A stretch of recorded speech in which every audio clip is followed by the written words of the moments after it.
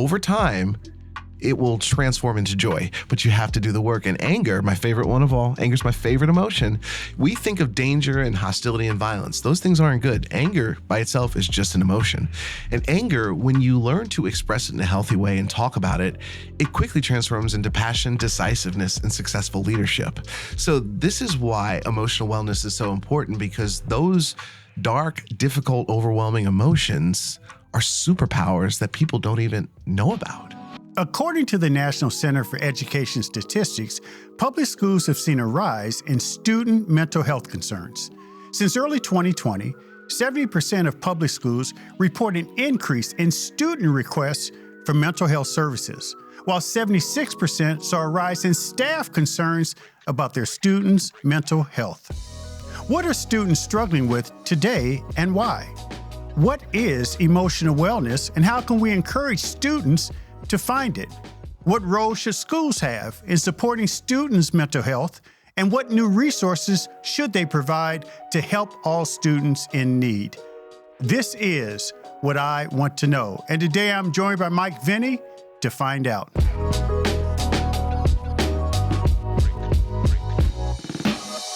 Mike Veny is a public speaker and author on emotional wellness and mental health. His mission is to empower young people and adults to discover the gift of mental wellness so they can experience personal growth. Mike shares his story with mental illness and speaks to students and adults on leadership, motivation, mental wellness, and suicide prevention. Today, he joins us to discuss what students are struggling with and how we can support them and their mental health. Mike, welcome to the show. Thank you for having me, and hello to your listeners and viewers. This is really, really an important show for us. In fact, we're having a couple episodes where we're talking about the mental health wellness, emotional wellness, and well-being of students in this country. And you've dedicated your work to that. So we're going to get to it, but I always like to talk to folks about how they ended up doing what they do. And I was intrigued when I did some research on you and we looked at some of the work you've done. You were actually a musician and a drummer. And I grew up in a household where my younger brother was a drummer. And while that's a great thing to be able to do, it's not always a great thing to listen to at midnight when you're trying to sleep. You know, and it's funny, as we're talking right now, literally 3 feet away from me are my drums. So, you know, there was part of me that was almost gravitating towards, let me go play. I started playing in fifth grade, and, you know, it was a school band. And the reason I started playing is it made me feel good. It felt very good to take a drumstick and hit the drum. It felt good. And at that time in my life, I was battling a lot of behavior problems. And drumming was this thing that would calm me down and center me more than anything else. So I became a professional drummer, doing a lot of corporate work in New York City, not with any popular artist or anything. And that became my career. And nowadays, my company, we actually do corporate drumming in the workplace. So I do team building with educators, with leadership, and it's kind of like a drum circle. I bring my drums in, everybody sits in a circle, and they play with me, and we get happy, and they pay me. Like, that's my job. You mentioned earlier that when you started playing in the fifth grade, you had some behavioral challenges. When did you first realize that those challenges were something that you really had to begin to address and face up to? It was the end of first grade that my parents put me in Catholic school, and they put me in Catholic school with the intent on me getting a strict education and better behavior. I was told I was bad. And basically, it was a lot of angry outbursts. And to the point where I would go into rages. And I was hospitalized for the first time in a mental hospital the summer between fourth grade and fifth grade.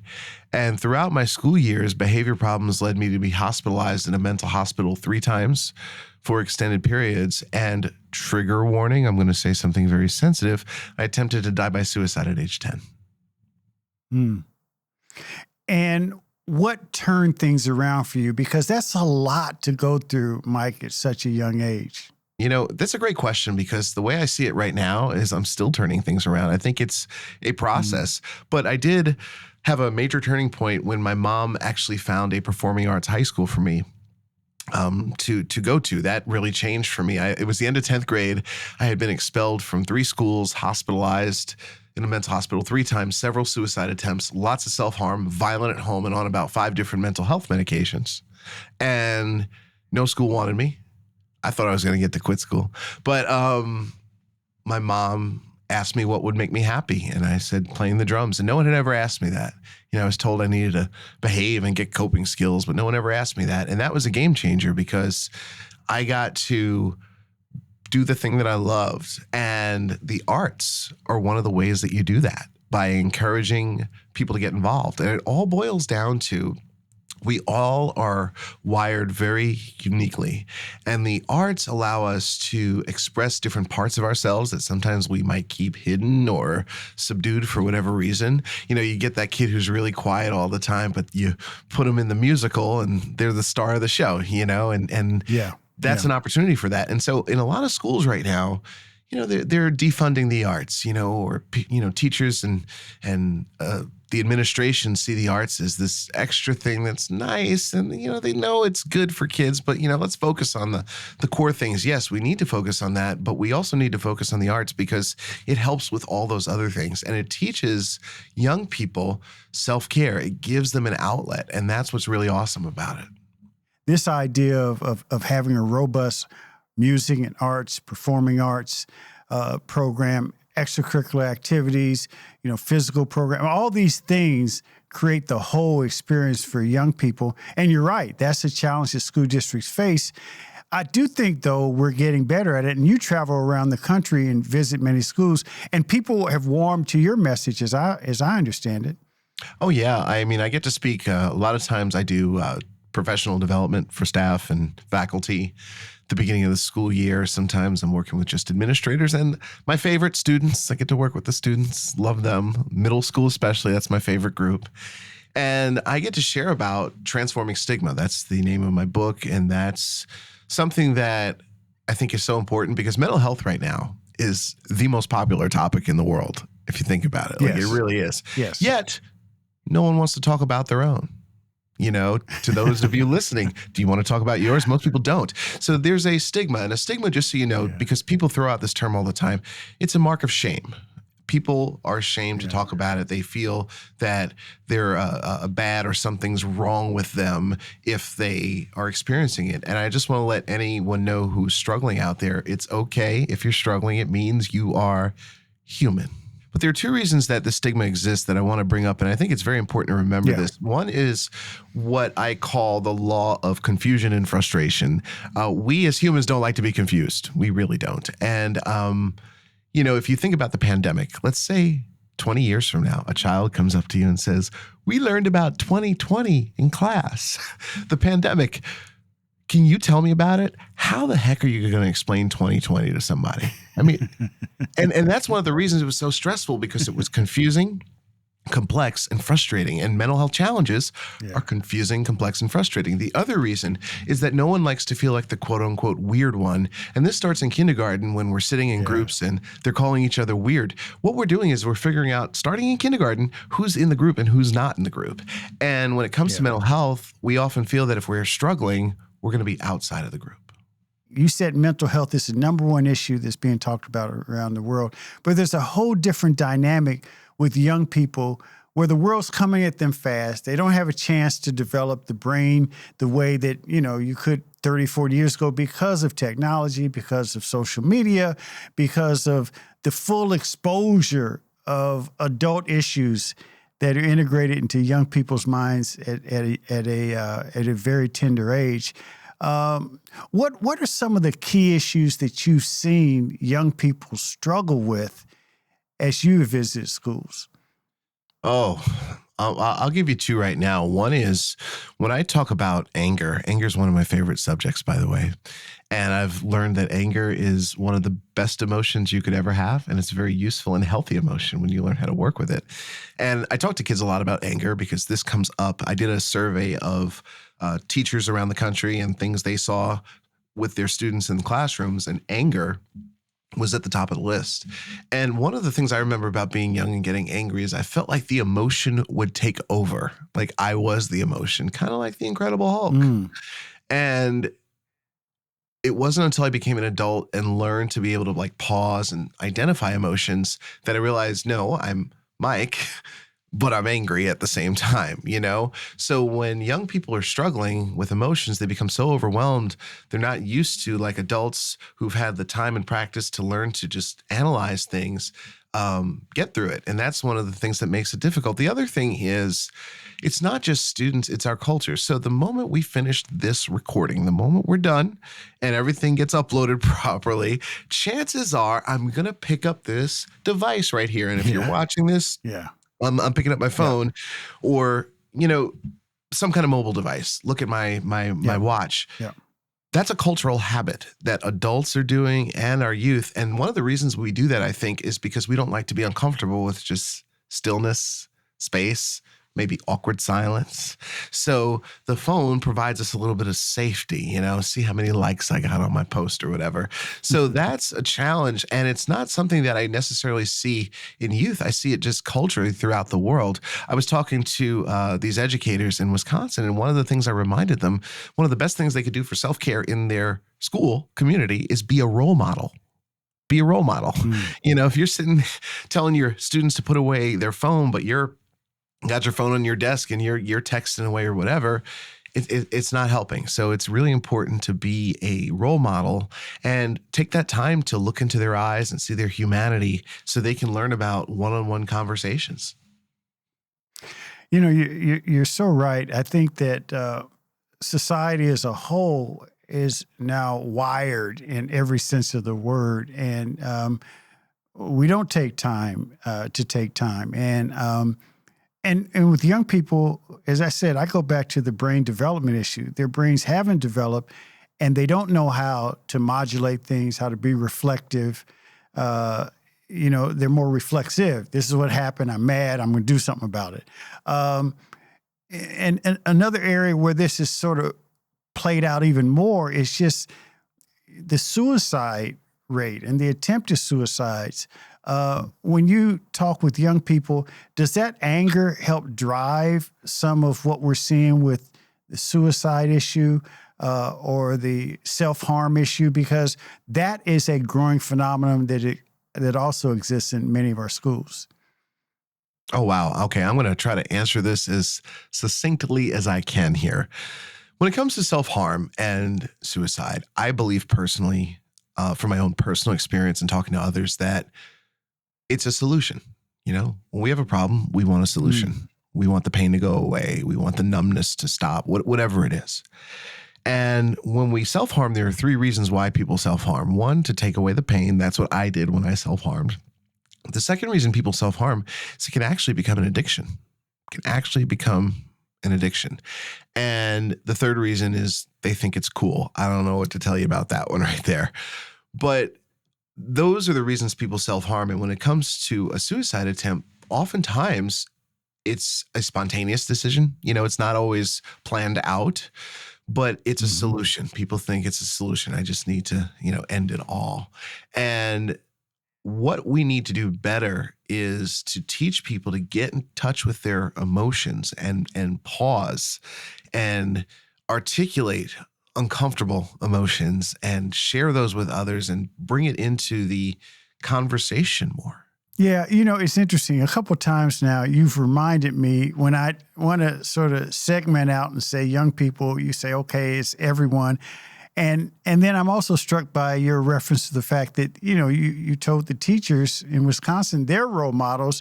Oftentimes we do sort of, you know, if we're an adult, we look down and say, okay, what are we going to do about these young people? What are we going to do about this problem here?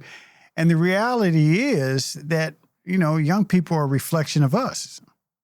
Absolutely. No, I said to these educators, and I've said this to multiple groups, our youth are more perceptive than us. I mean, think about when we were kids. We knew what was going on.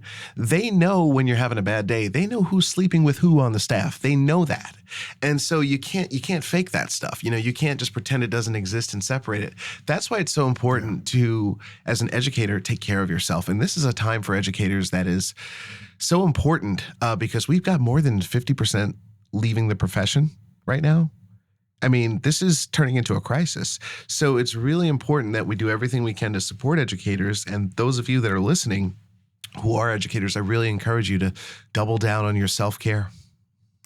Let me ask you about this, the phenomenon of trauma, because, a lot of people have mental health challenges, but then there's also these traumatic occurrences that take place in folks' lives and in a lot of young people's lives. They bring it to school. They don't know how to deal with it.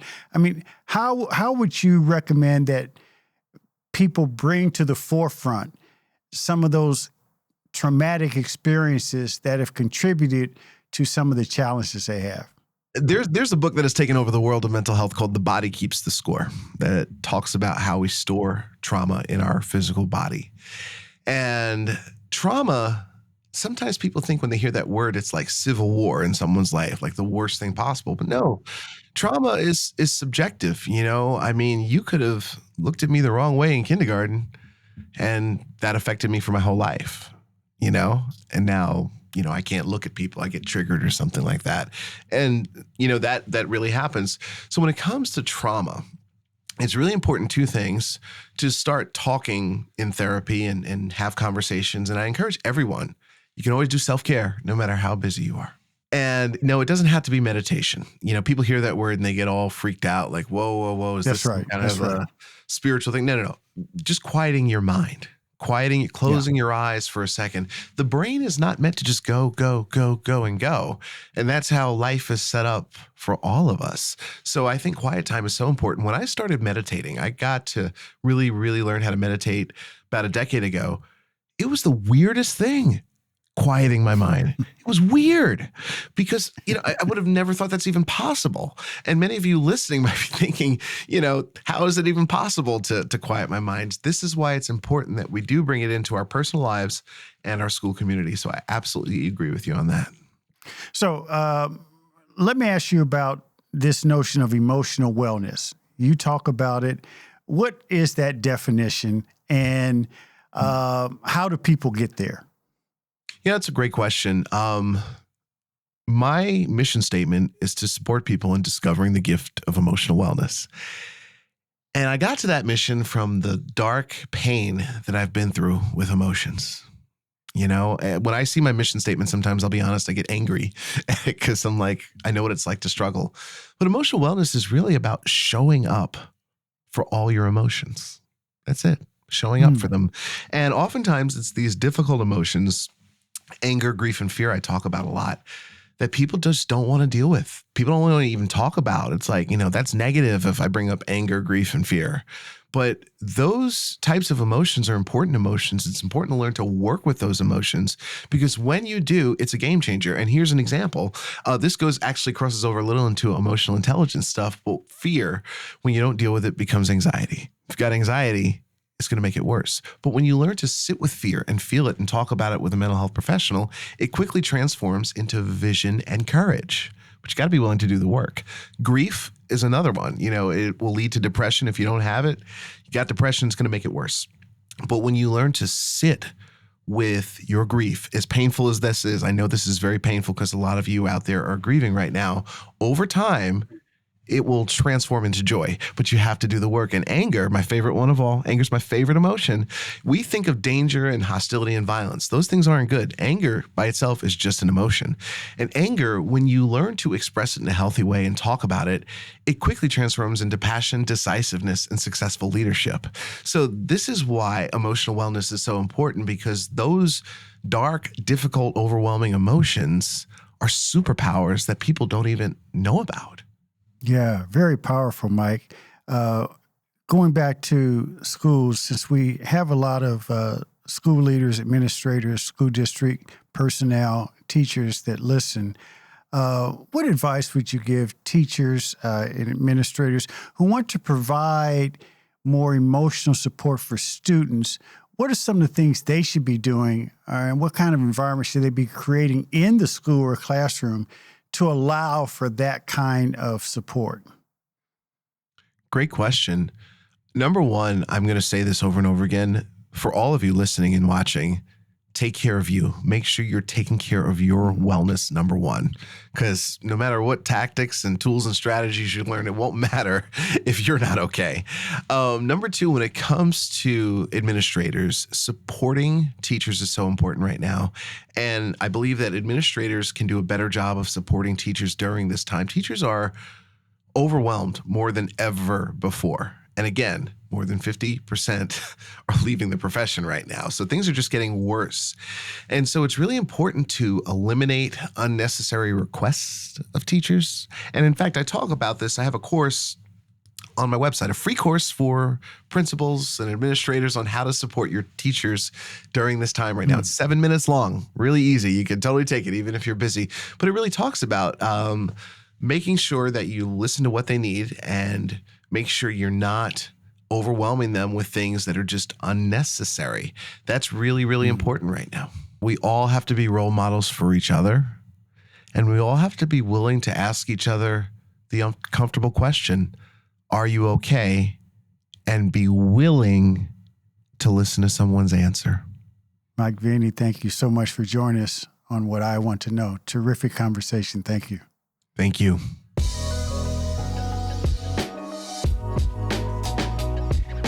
Thanks for listening to What I Want to Know. Be sure to follow and subscribe to the show on Apple Podcasts, Spotify, or your favorite podcast app so you can explore other episodes and dive into our discussions on the future of education. And write a review of the show. I also encourage you to join the conversation and let me know what you want to know using hashtag WIWTK on social media. That's hashtag WIWTK. For more information on Stride and online education, visit stridelearning.com. I'm your host, Kevin P. Chavis. Thank you for joining What I Want to Know.